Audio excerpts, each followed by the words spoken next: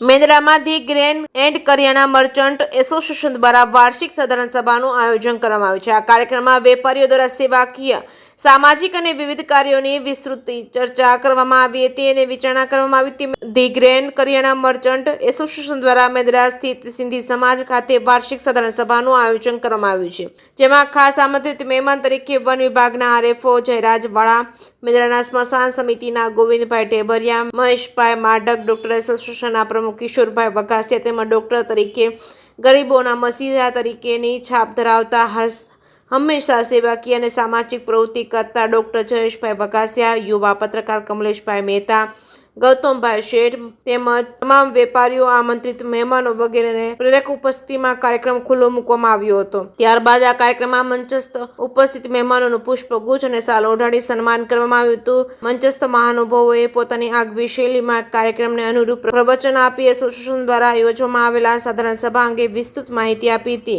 ગમે તે પરિસ્થિતિમાં ચલાવવામાં આવતી સેવાકીય પ્રવૃત્તિઓ અંગે તમામ વેપારીઓ સહિતનાઓને માહિતી આપી સાધારણ સભા અંગે અહેવાલ રજૂ કરવામાં આવ્યો હતો। જે કે સિંહ ગુજરાતી સાથે કમલેશ મહેતા, મેંદડા।